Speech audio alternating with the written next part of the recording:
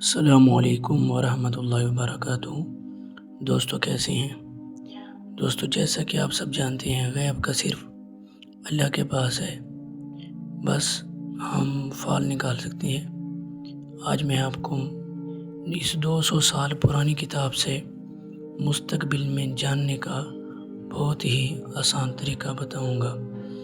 دوستو سب سے پہلے اگر آپ نے ہمارے چینل کو سبسکرائب نہیں کیا تو آپ ہمارے چینل کو سبسکرائب کر دیجیے گا تاکہ ہماری آنے والی ہر ویڈیو آپ تک پہنچتی رہے۔ سب سے پہلے آپ نے کیا کرنا ہے؟ سب سے پہلے آپ نے اپنے نام کے اعداد نکالنے ہیں۔ جیسے میرا نام علی ہے، عین لام یہ، ٹھیک ہے، عین کے 70، ٹھیک ہے، اور لام کے ہو گئے 30 اور یا کے اعداد ہو گئے 10 اعداد اس کے ہو گئے۔ یہ میرے مکمل اعداد 110 ہو گئے۔ اسی طرح جیسے آپ کی والدہ کا نام ہے، جیسے آمینہ، ٹھیک ہے، آپ الف کے اعداد نکال لیں، الف کا 1، پھر میم کے نکال لیں 40، پھر نون کے نکال لیں، ٹھیک ہے، اور پھر ہا کے نکال لیں۔ اسی طرح جیسے ہی آپ کی والدہ کا نام ہے اور اپنے نام کے اعداد نکالیں، ٹھیک ہے، بالکل جو آپ کا اصل نام ہو، ٹھیک ہے، اس کے علاوہ کسی اور نام کا اضافہ نہیں کرنا، ورنہ آپ کا یہ جو ثمرہ ہوگا یہ تبدیل ہو جائے گا، جس کی وجہ سے آپ کا جو ثمرہ ہے وہ چینج ہو سکتا ہے، مطلب کہ وہ جو آپ کا مستقبل ہے وہ نہیں ہوگا۔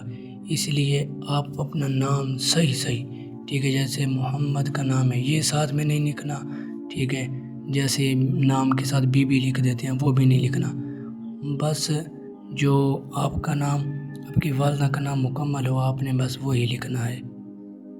اس کے بعد آپ نے اپنے اعداد کو، مطلب کہ آپ کے نکلے ہیں آپ کے نام کے اعداد 110 اور آپ کی والدہ کے اعداد نکلے ہیں 120، ٹھیک ہے، ان دونوں ناموں کو ملا کر ان کو جمع کر لینا ہے، 110 اور 120 کو۔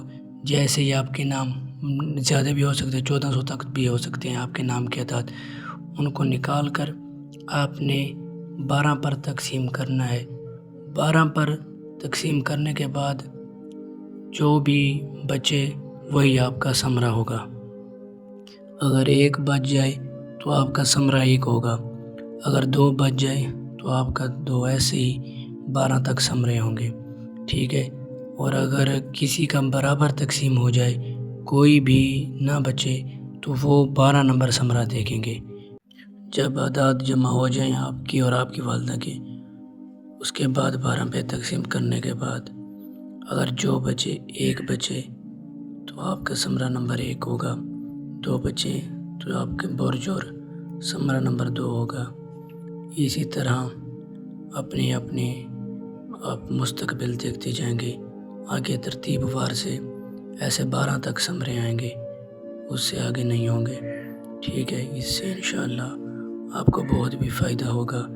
اس کو زیادہ سے زیادہ پھیلائیں، اور اب جو بھی پریشانی ہے بس اللہ کے سپرد کر دیں، سب کچھ وہ جاننے والا ہے، بہت مہربان ہے، رحیم ہے۔